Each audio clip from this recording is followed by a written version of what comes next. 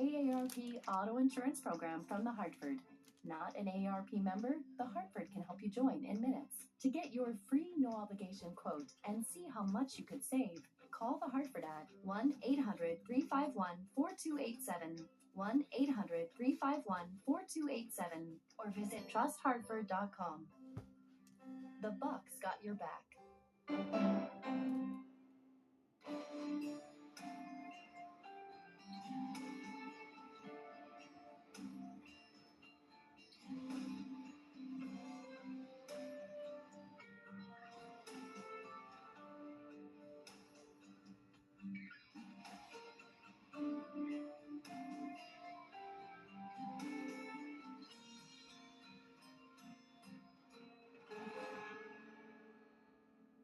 Big city crimes hit small town America. Heartland homicide next.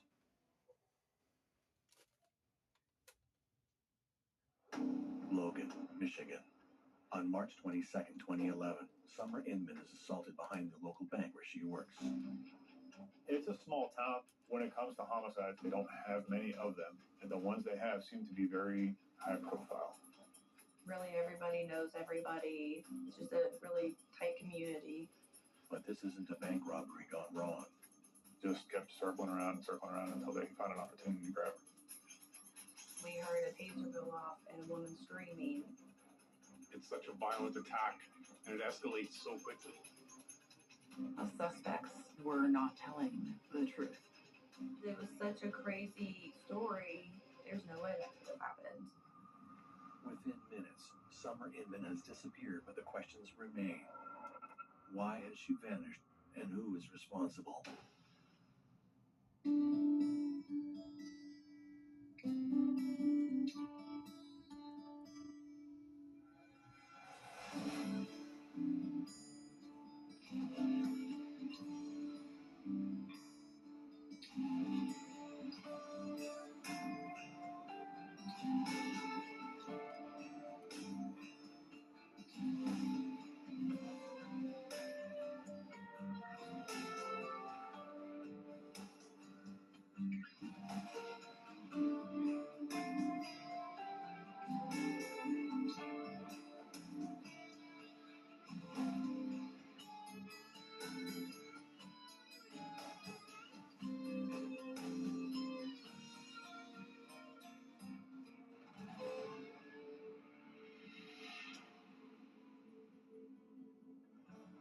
Logan, Ohio is located about 50 miles southeast of Columbus.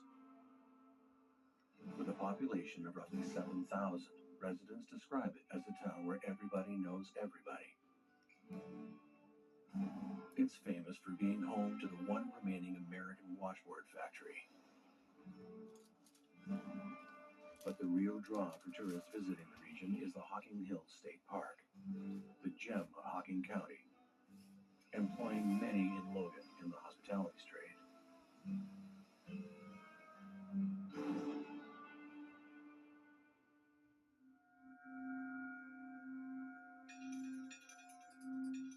Summer Cook comes from a large family of 7 children. Well liked and regarded as polite and friendly by her community, she meets William Willie Inman at her church at a young age, and the two quickly fall in love.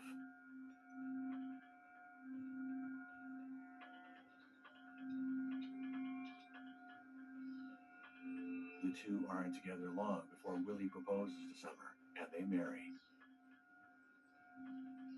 Summer moves in with Willie and his parents, William Billy Inman Sr. and Sandra Inman. And before you know it, the newlyweds are welcoming child number 3 into the world. What's important to remember about Sandra is that Willie is her only child. She'd always planned on having a big family. So when Willie and Summer showed up with those grandkids, she treated them as her own children. In 2004, Willie's father, Bill, starts his own branch of a church called Mercy Ranch, converting his garage into the church. Bill sees himself as a man of God, while friends describe him as hyper, controlling, and scary if crossed.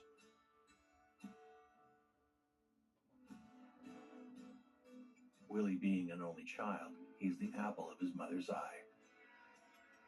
Junior couldn't do anything without his mom and dad, couldn't keep a job, couldn't do anything, never really grew up. He was just one of those people who just needed mom and dad. He couldn't really seem to get it on his own. They were always there to take care of him. They were always there to make sure he had a job.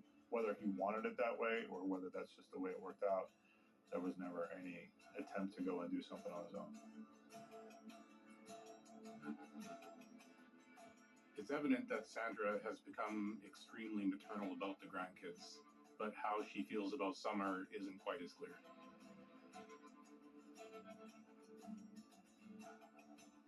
Willie, like his father, is very controlling. On the rare occasions that he allows Summer to leave the house unaccompanied, he times how long she goes for.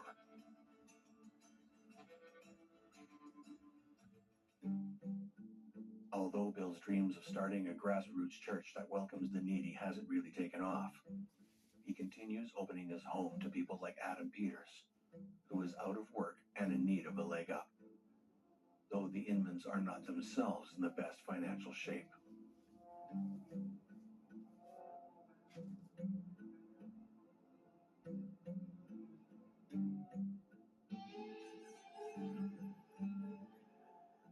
Bill and Sandra always hoped for more kids, and it seems they passed that desire on to their son, who is not content with only 3 children. According to Summer's diary, Willie has told her that he wants to become a practicing polygamist. Not only that, he has already started looking for new wives. So this must have come as quite a shock for his young wife. Polygamy is outlawed in all 50 states, including Ohio. So it's certainly not legal, and it's also probably something that Summer didn't anticipate being asked to do when she married Willie.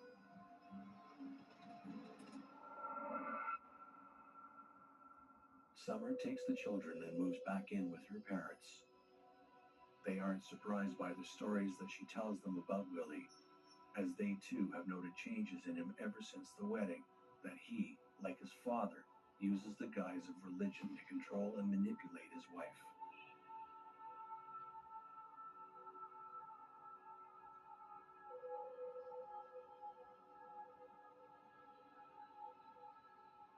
Summer files for divorce and full custody of the kids.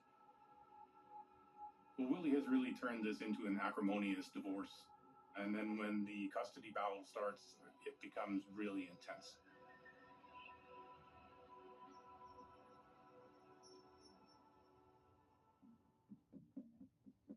Summer begins dating Inman family friend Adam Peters almost immediately after her separation from Willie. This inflames tensions with the Inmans, believing Adam is betraying their trust and hospitality. They're not happy that he gets to see the kids more than they do. The Inmans attempt a smear campaign against Summer, falsely reporting to the police that she abuses her children. An effort to influence the custody battle in their favor. The divorce began and all of the trouble began from there. The Inman family claimed that there was abuse going on, things like that, all kinds of false allegations that were being made throughout the course of the divorce proceedings. Sandra wasn't able to have any more kids after Will was born, and I think that played a huge part in her psychology of all of this. The grandkids became her kids. They weren't Summer's kids, they weren't Will's kids. She always talked about them being her kids. It was very unusual the way she focused on those grandchildren. The false reports don't produce any results, and the Inmans grow desperate at the risk of losing access to the children.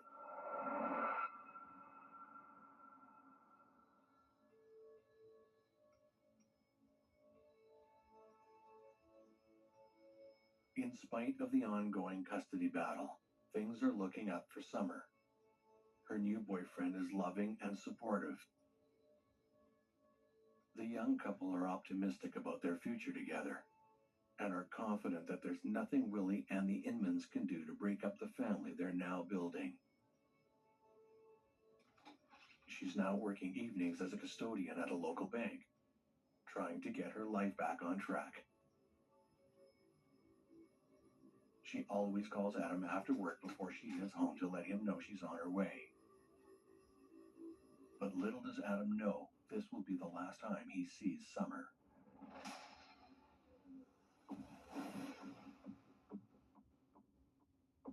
It takes Summer about an hour to finish emptying the garbage cans, sweeping up and mopping the bank.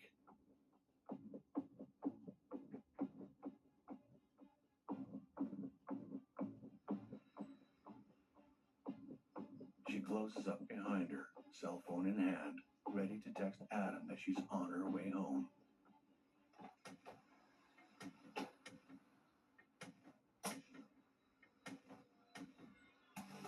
A whirlwind of thoughts race through Summer's mind.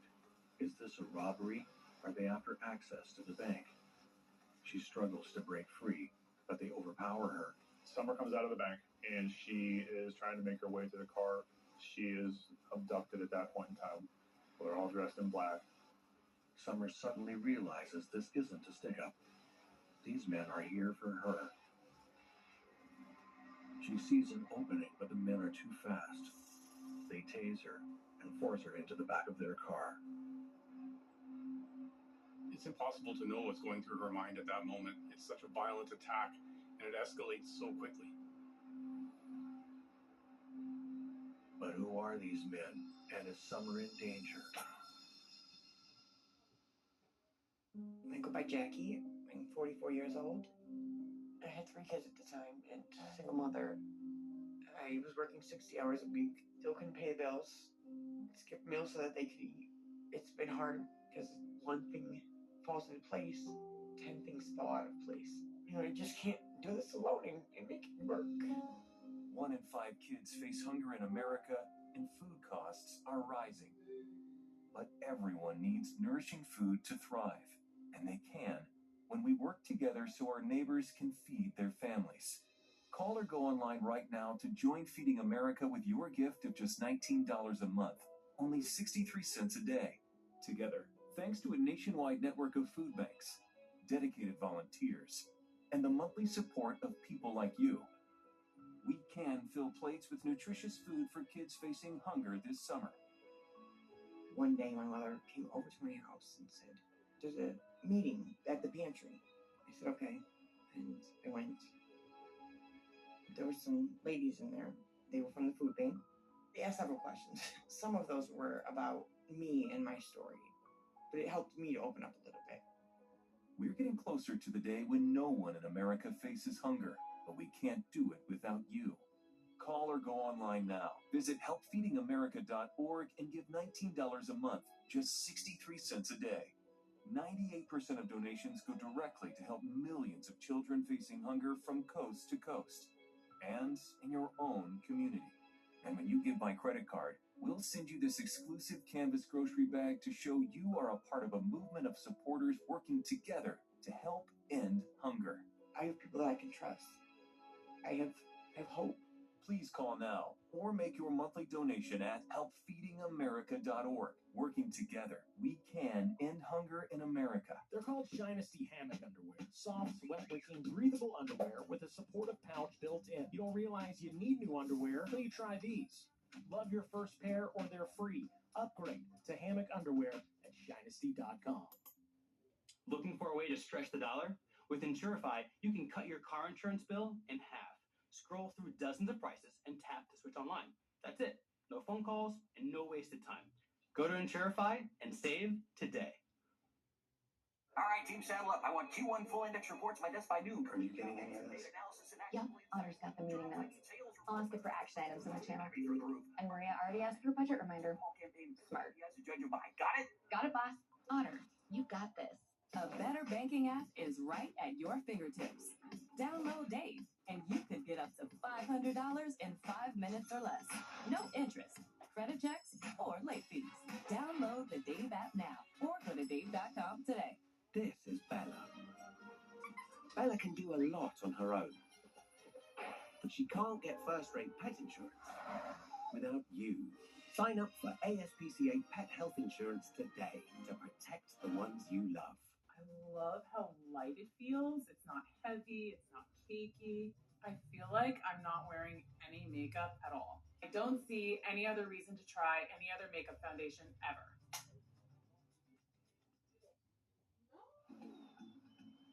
The small town of Logan, Ohio is a close community where most folks know each other. In a town this close-knit, it's hard to imagine a violent crime occurring. Yet, on the night of March 22nd, 2011, Summer Cook Inman is closing up the bank where she works a late shift as a custodian when she is approached by two men in ski masks. Friends Kylie Hellman and Emily Hedges have recently decided to take up jogging and are out for some light exercise on the warm March evening. When suddenly, the sound of a taser stops them in their tracks. Yeah, it's pretty loud, but I've never actually heard it been used on a person before. And her scream was something that I'll never forget. It was horrific. Kylie sees the white car in the dark alley. Though she can't name the model, it bears a striking resemblance to a car often used by law enforcement, a Ford Crown Victoria. The two women are stunned by what they've just witnessed and are eager to get away from the scene to the safety of their own homes. Back at the Cook residence, Summer's boyfriend Adam and her mom Deborah grow increasingly concerned. Summer is extremely consistent and always checks in with Adam before leaving work. As the minutes drag on, the pair worry that something must be wrong. You know, it's not like Summer to be late, but if she is going to be late, she would usually call or text. And I guess it's possible that something was wrong with her phone, but we don't really know. Adam just had a gut feeling, and he felt he needed to go over to the bank and check it out. Deborah tried to convince him otherwise, but she couldn't.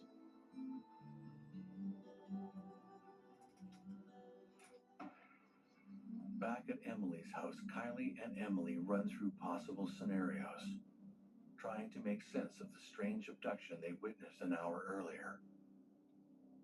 Given the make of the car, they entertain the thought that it may have been an arrest involving undercover officers.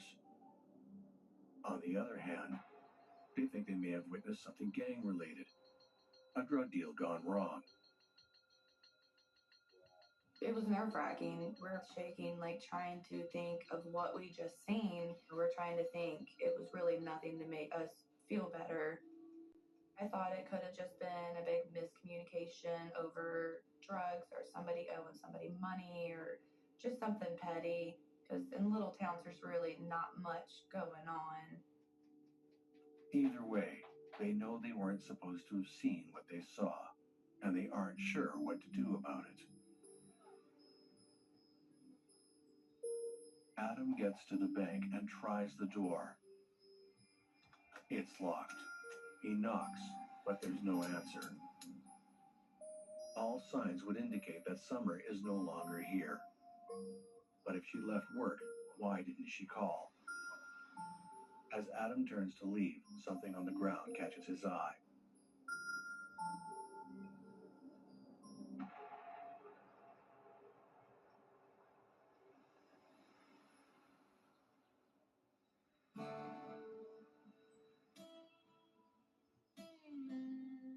After finding Summer's phone, Adam goes straight to the police. He explains that it's out of character for her to not have called. He insists that her abandoned phone is clear evidence that something has happened to her. He has no doubt that Willie Inman is involved and asks the officer to question the Inmans immediately.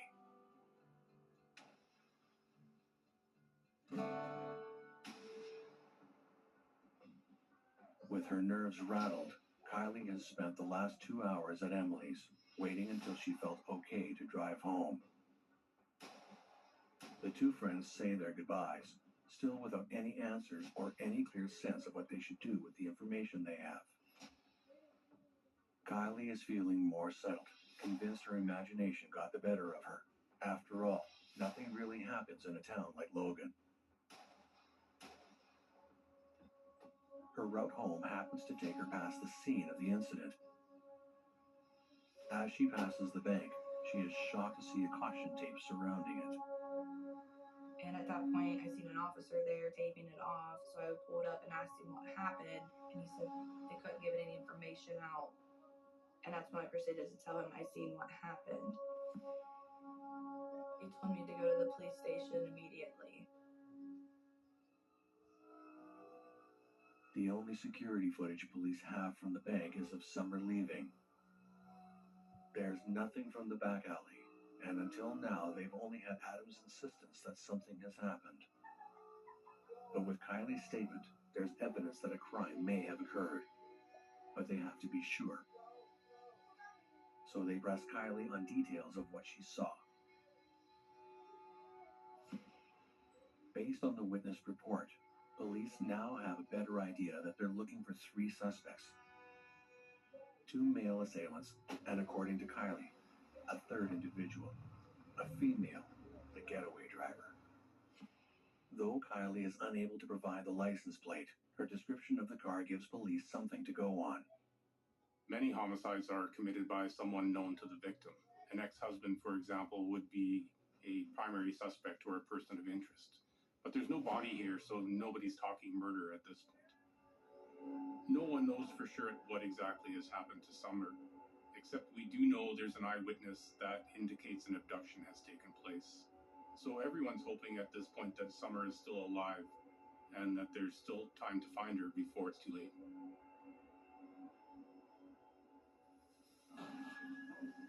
An officer is dispatched to the Inman residence. He questions Willie on his whereabouts the previous night. Willie attests that he and his parents were on their way into Logan to pick up the kids when their car broke down.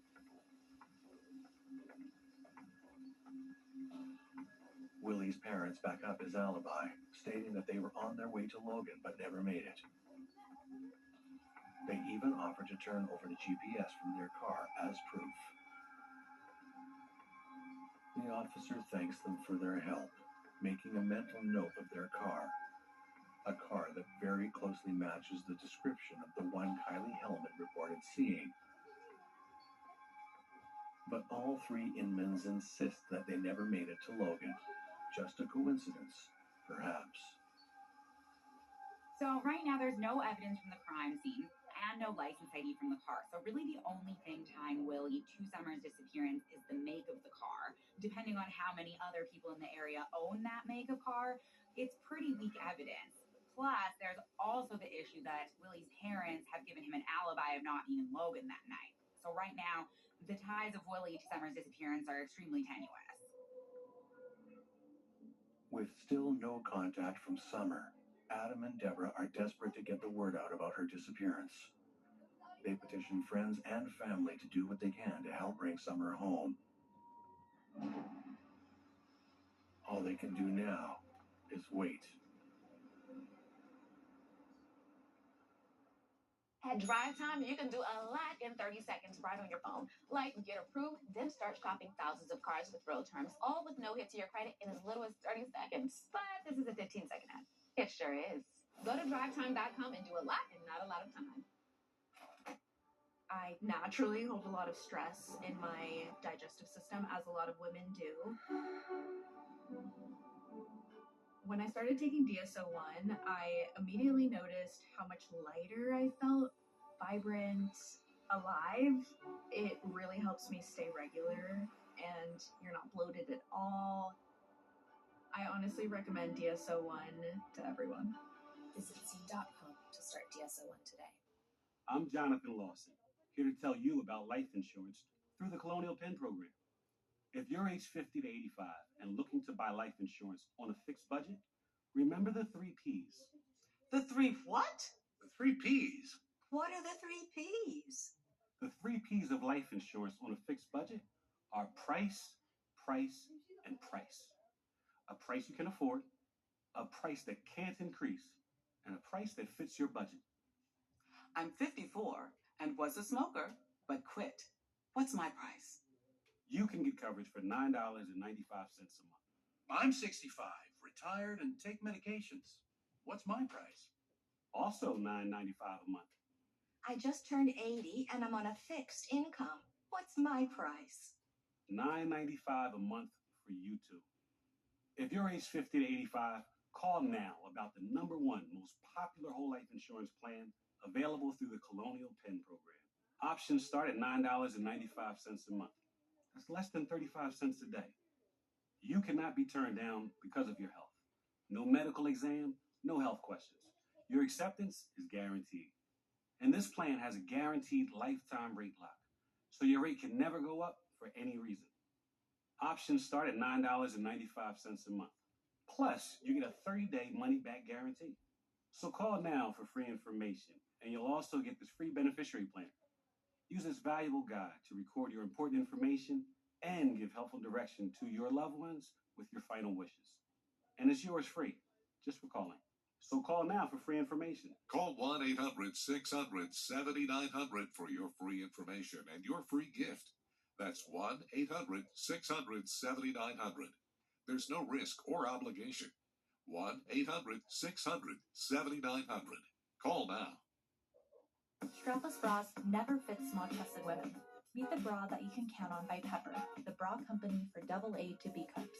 The MVP strapless bra has boob-hugging lift with no cup gaps. You need to try Pepper bras. Go to wearpepper.com. Coming up next on True Crime Network.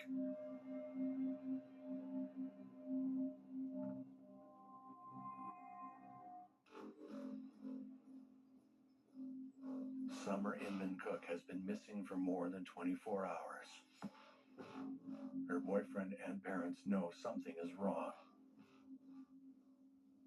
She has 3 kids and a stable life and wouldn't just disappear without telling anyone. In a small town like Logan, a serious crime like this can cause a lot of fear and panic. So everyone's a little worried at this point because it's just so unusual.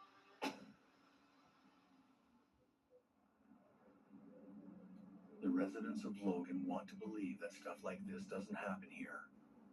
But in October of 1982, 2 bodies were found dismembered and mutilated in a cornfield not far from town. There were a young couple that was murdered around Halloween in the mid-'80s. And for a long time, that homicide went, for the most part, unsolved. There was someone who was eventually convicted, but that conviction was overturned.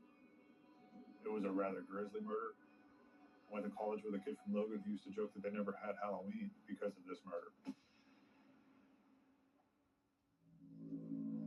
In spite of the sense of fear reverberating throughout the town, the community pulls together in a search to bring Summer home. But so far, the search has turned up no new information. Summer is still missing, and the only thing that police have to go on are the 2 eyewitness reports.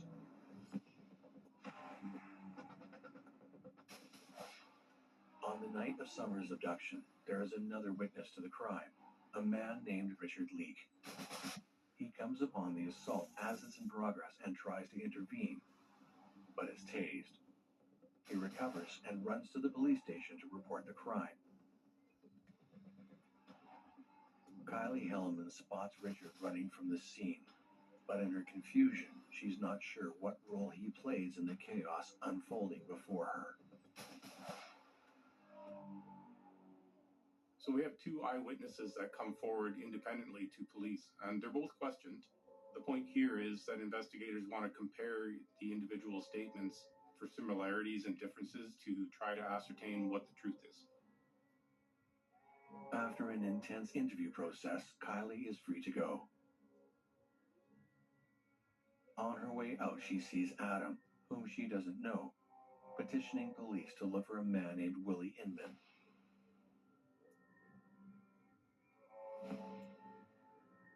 He was pacing around like he was a nervous wreck because his girlfriend was gone and the cops just was not going to do where they was telling him to go. So they was really upset and aggravated because they knew exactly what was happening. Kylie is tired and just wants to go home, but she notes one other man, a stranger, only there's something familiar about him.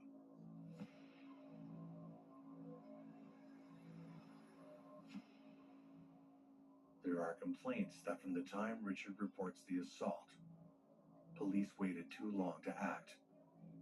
They actually checked with the adult probation. They thought maybe that this was something legitimate law enforcement wise. They were a little less enthused right off the bat.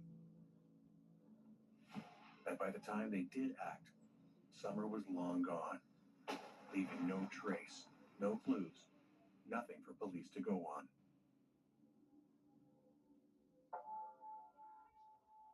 Deborah finds her daughter's diary, and given the gravity of the situation, decides to read it.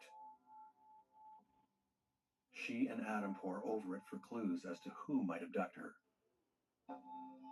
But the diary doesn't tell them anything they don't already know. Summer's diary paints a picture of a domineering, verbally abusive husband. Willie, like his father, is very controlling and used religion to justify his treatment of Summer. They discover that several times Willie threatens to kill Summer if she ever took the kids. Given how unhinged and controlling Bill can be, Adam isn't surprised to learn the depth of his son Willie's violence.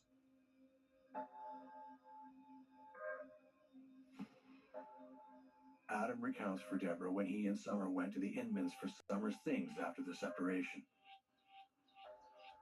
He accompanies her because Summer doesn't feel safe going herself. They never did get her things, however, because Bill explodes at the sight of Adam, calling him a backstabber for betraying his family, and threatens to kill him. Everybody always thought Bull Sr. was in charge, and in some ways he was, but he was in charge in a respect that he wanted to keep Sandra happy.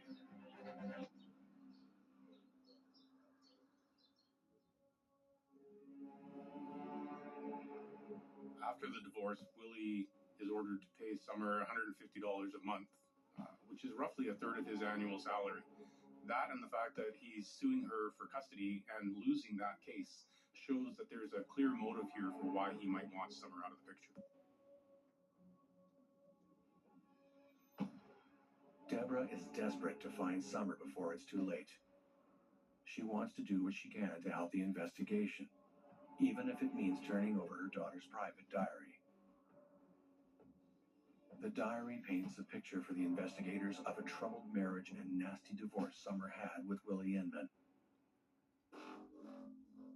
They discover that Willie wishes to be a polygamist with multiple wives and a dozen or more kids. And that when Summer refuses, she has no choice but to flee with the children. The diary details the ways the Inmans try to make Summer's life hell, filing false reports of abuse in an attempt to take the children from her. The idea of a random homicide, as much as it plays in Hollywood and things like that, doesn't really come true. Most of the time, it is someone you know and someone very close to you. The future. The way you see it is said to depend on where you sit. At X-Chair, we think it also gets down to how you sit, which is why our technology is light years ahead. With our groundbreaking LMX technology, bringing hot, cold, and touch into one extraordinary seating experience. At X-Chair, we've got our eye on the future of work, so you can focus on the present. Bring home extra comfort during our big July 4th sale. Get up to $400 off with LMX and FS locking wheels included. Deals end soon. Dogs are expensive. My number one pet parent hack, Spot Pet Insurance. Spot made it so painless and easy for me. They reimbursed me $2,700. I'm here to tell you, consider getting pet insurance.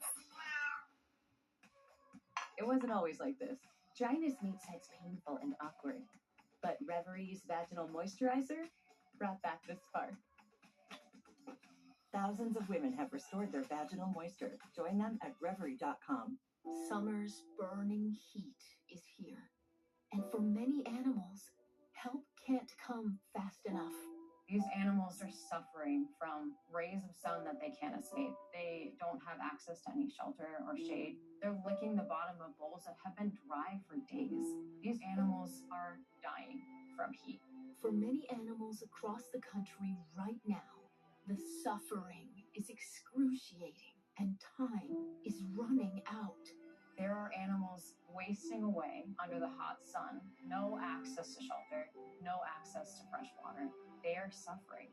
Will you help an animal who's suffering in the burning sun right now? Visit this website, call or scan the code on your screen.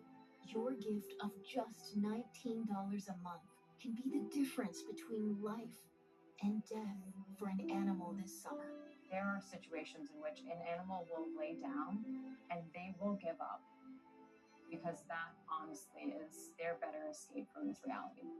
And that's why we can't give up and why we need you right this minute before it's too late. 63 cents a day will provide shelter, water, and loving care to an animal who may not survive much longer. Say yes to pulling an animal out of the burning heat today. Join with your monthly gift in the next 5 minutes, and we'll send you this welcome kit and one-of-a-kind t-shirt. We know it's our responsibility to give them that shelter as soon as possible, to get them that water, to give them that chance to survive. So please don't wait another second. Help rescue an animal today. Go online, call, or scan right now. Looking for a way to stretch the dollar? With Insurify, you can cut your car insurance bill in half. Scroll through dozens of prices and tap to switch online. That's it. No phone calls and no wasted time. Go to Insurify and save today. On the night of March 22nd, 2011, Summer Cook Inman closes up at the bank after finishing her night shift as a custodian. She has her phone out to call her boyfriend and let him know she's on her way home. But she never gets to place that call. Summer is abducted, and the question of whether or not she's still alive remains a mystery.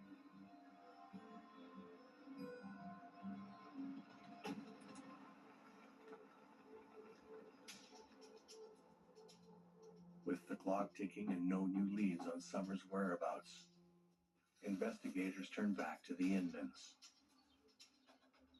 The accounts in Summer's diary paint a picture of a very volatile relationship with the whole Inman family and their desire to have custody of the kids at all costs. They appear to be the only ones with any motive for abducting Summer. So officers obtain a search warrant for their home and their car. And the Inmans are taken in for questioning. Detectives are interested in this car that Willie has because it's unique. It matches the description provided by an eyewitness. Detectives discovered that Willie and his dad obtained it from this police department, and they were planning to convert it. They were going to remove the police decals and the lights. They tell Willie that the car was spotted in town near the bank where Summer went missing. But Willie insists that the car broke down and he and his parents never actually made it into town. Officers don't get any further with Willie's father, Bill. He tells them the same story as his son. They said they were scheduled to have visitation that day with the kids. They called during the afternoon and said that their car had broken down and that they weren't going to make it to Logan.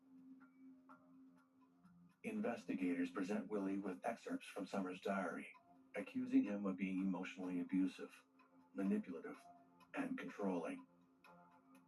It was that diary that showed us a lot of what was going on in the Inman house, what Summer was frustrated with, what she was afraid of.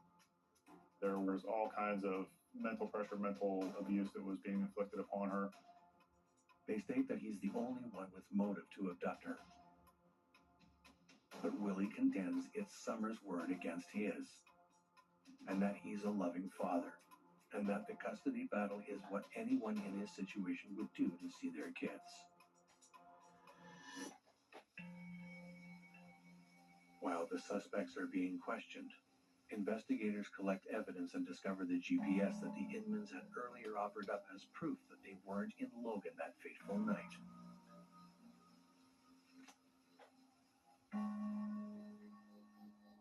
With the Inman's GPS in hand and their alibi on the line, investigators make a shocking discovery. The GPS that was located within the vehicle and then investigated found that the suspects were not telling the truth. If the GPS contradicts their alibi, why did they offer it up for evidence?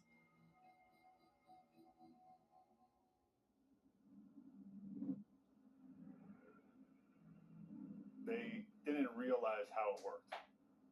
This was in the days when smartphones were just getting started. It was an old dash-mounted garment, for lack of a better term.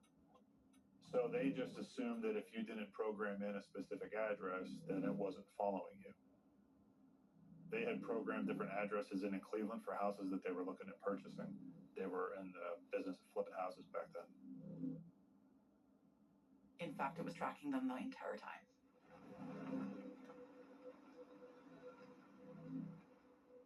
So when agents from BCI and the FBI and local law enforcement went to speak to them, they offered it up and said, no, we've been up in Cleveland. You can check the GPS. These are all the houses we programmed, and here's where we were on the side of the road. Well, once we forensically examined it, we saw that there were many, many places other than what they said they were. During the course of that period, Federal Bureau of Investigation, the FBI, local law enforcement, Ohio Bureau of Criminal Investigation were all working diligently trying to find Summer's body. We were looking at different locations along the route that they had traveled the night Summer went missing, trying to see if there was anywhere where we might find her body or other evidence. The FBI had traveled along their route looking at any place where the car had stopped for more than a couple of minutes with cadaver dogs and other things in an attempt to locate her. And it didn't take long for us to realize that they were in Logan that day and just kept circling around until they found an opportunity to grab her.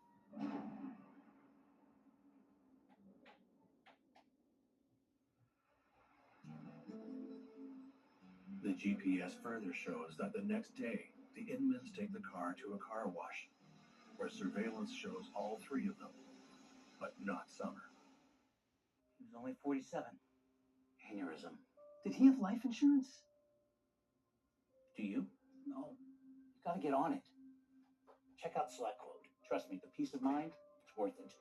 Life insurance is too important to put off another day.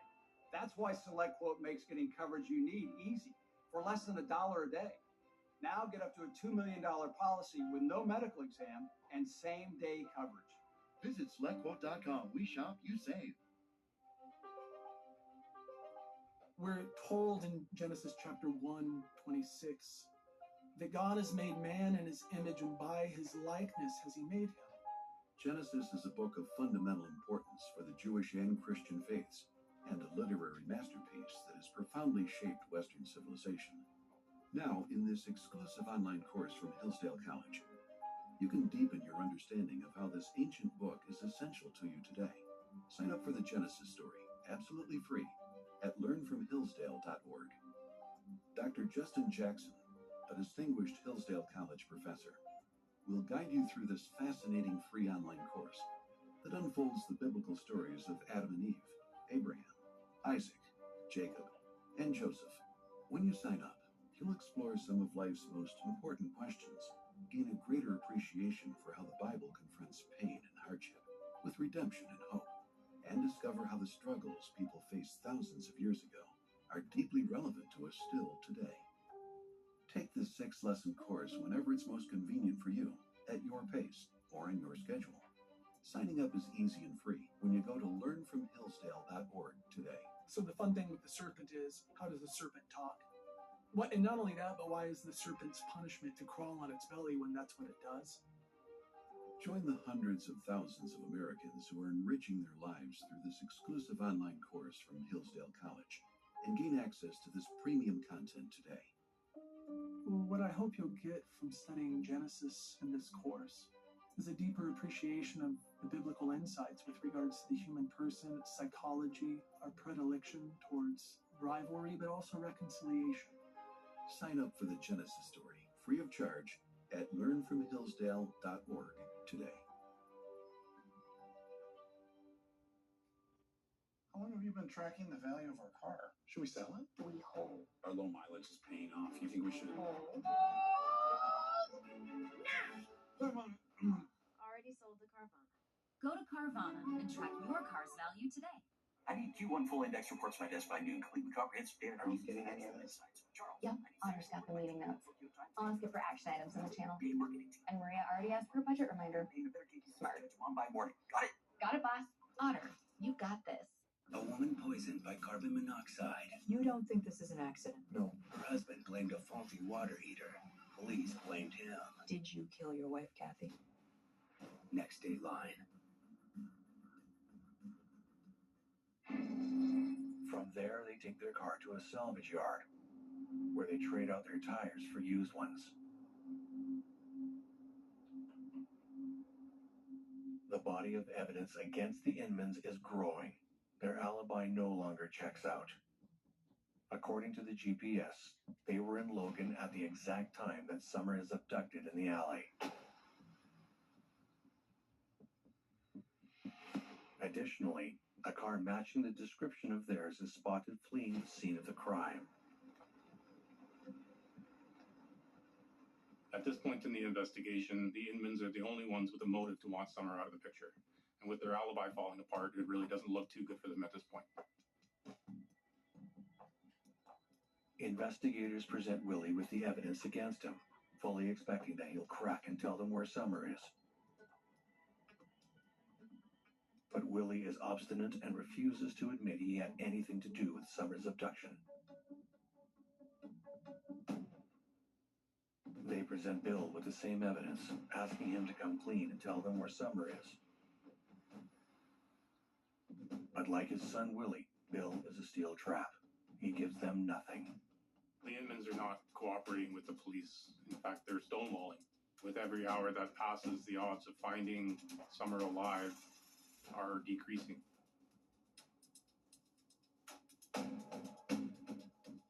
But when the investigators present Sandra with their evidence and tell her they know she lied to provide an alibi for Willie, they find a crack in the case.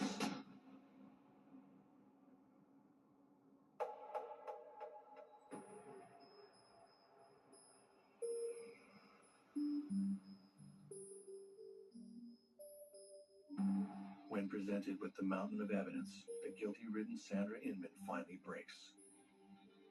Sandra sees the writing on the wall, and she tells police everything in exchange for a plea deal. There's no other way out. She explains that the plan was only ever to scare Summer, that they never meant to hurt her. Willie knew Summer's schedule that she'd be cleaning at the bank that night, so the Inmans waited in the car for her out in the back alley. According to Sandra, the whole thing is her plan. She gets Bill and Willie to apprehend Summer so that she can talk to her, mother to mother.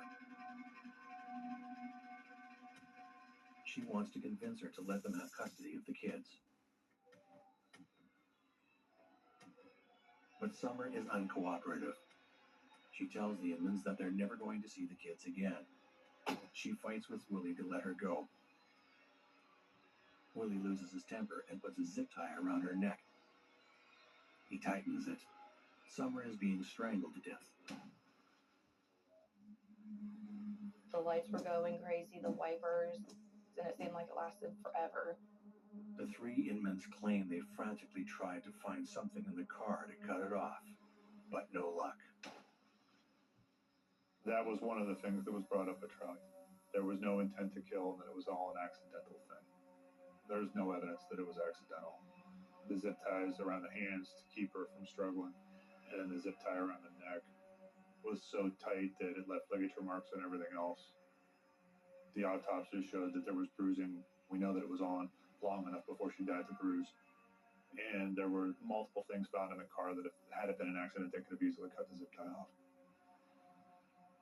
On March 22nd, 2011, Summer Inman Cook dies from strangulation in the back of the Inman's car. Sandra Inman confesses to being an accessory to the murder of Summer Inman Cook. For days, investigators and Summer's family have held out hope that she may still be alive. Now, with Sandra's chilling account of the events, all hope is lost. Though the question still remains, where is Summer's body?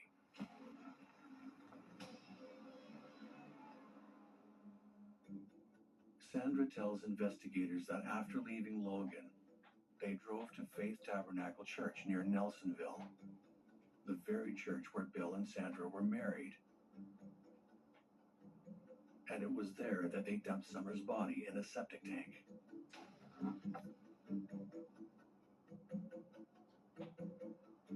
Investigators recover Summer's body from the tank. They first find her foot, indicating that she was put in the tank head first. The detective conveys this to Sandra, who seems relieved, contending that the whole thing was an accident. That Summer was like a daughter to her. There was a church not too far from Logan where Will and Sandra had married. That's where her body was discovered. They took it there, removed the cover for the septic tank, and her body was placed into the septic tank at that point in time. There was obviously pre-planning in doing this. If it was accidental, why would you dump her body? Why not, stop and call the police and tell them that there was an accident? This was all to make Summer disappear so that Will could get custody of the kids as their father. And that's what this was all about. This was about the grandkids.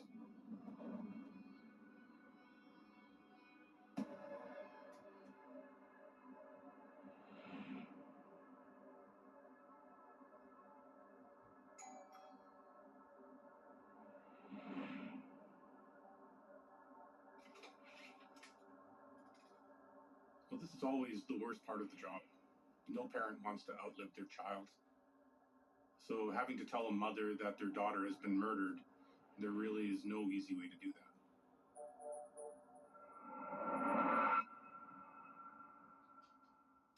Sandra's plea deal means that her case doesn't go to trial.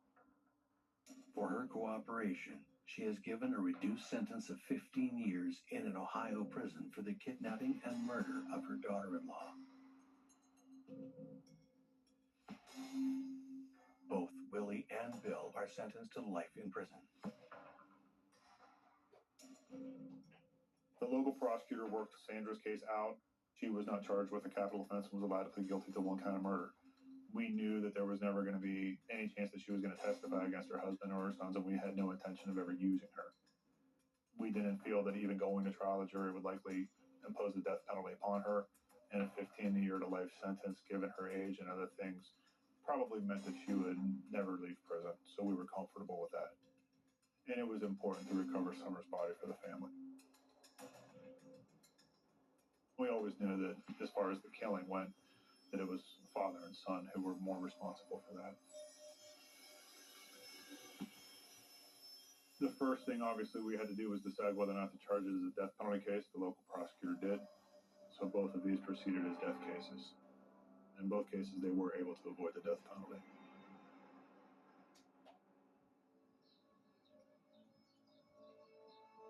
With her daughter buried and justice served, Deborah looks to the future, her grandkids now in her care.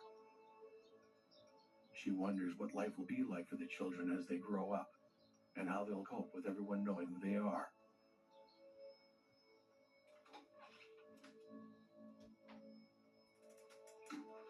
According to Deborah's friend, her Reverend Michael Martin, the way that the body was disposed of is really the main issue that's affected the community here. The loss of Summer is devastating for her mother, Deborah, but it's also difficult for the entire community. It's a grisly reminder that the world can be an ugly place, and that it can still reach a tucked-away little town like Logan. For this community where everyone knows everyone, this is really devastating for them.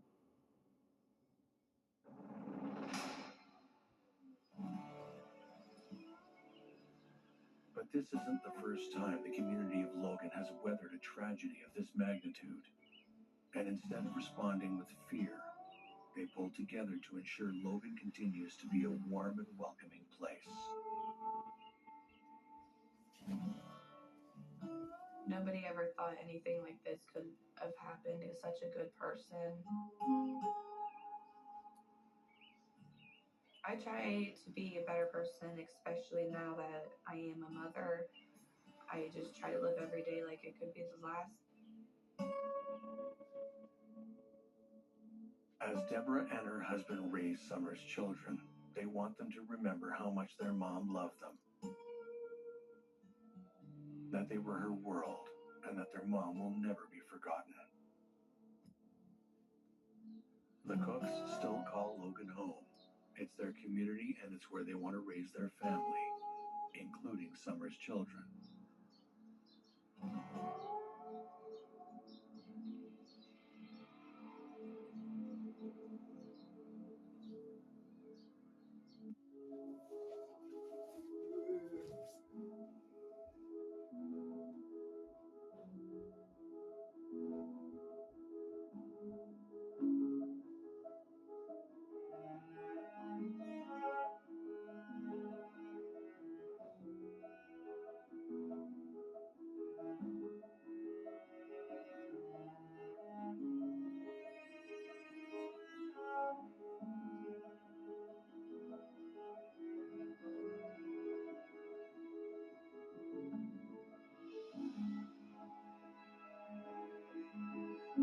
If you would help that animal, then this is that moment.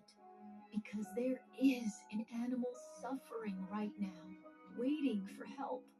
And we simply can't get to them without more support from people like you. But helping is easier than you ever imagined. Just visit this website, call this number, or scan this code. Sign up with your monthly gift to the ASPCA, and you can proudly say you've helped rescue innocent animals with your support today. It's just 63 cents a day to help us reach more animals who've been terribly abused or neglected. We know if you saw an animal suffering, you'd do whatever you can to help. So do it now. Go online, call, or scan the code on your screen. Sign up in the next 10 minutes, and we'll send you this welcome kit with this t-shirt you can proudly wear. And now that you know how easy it is, would you help that animal today? Please don't wait. Go online, call, or scan now. The issue of animal cruelty and animal suffering across this country is an enormous issue.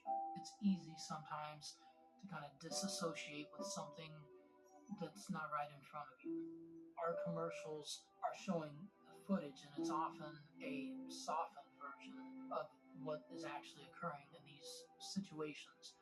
We see dogs carrying chains heavier than their own body weight. And this is how this dog lives its entire life. Basically a circle. This is its whole existence. We have found dogs with no protection from the elements, to be without shelter, without adequate water. Sometimes they're just left to languish until they die. And that's why we need your support more urgently than ever. So go online, call, or scan this code to save an animal who's suffering. When I think about the suffering that I see, it's all terrible. It is so much more common than people think. And so much worse. But today, you can take one simple action to save an animal's life. Just scan this code, or you can visit our website or call this toll-free number and sign up with your $19 monthly gift. You will save lives. That's our promise. Do it in the next 5 minutes, and we'll send you this exclusive t-shirt and welcome kit. If you are there in person and you see what we're seeing and you hear the cries and the whimpering and you feel the fear, I think most people would be as outraged as I am. Please hear their cries. Listen to your heart and help them. Go online, call, or scan now.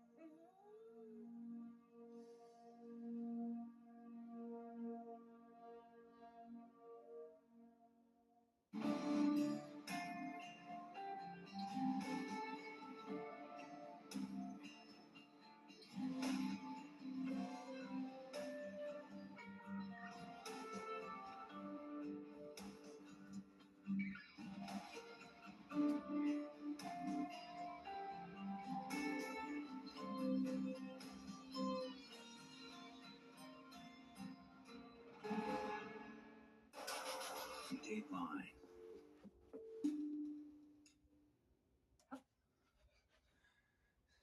So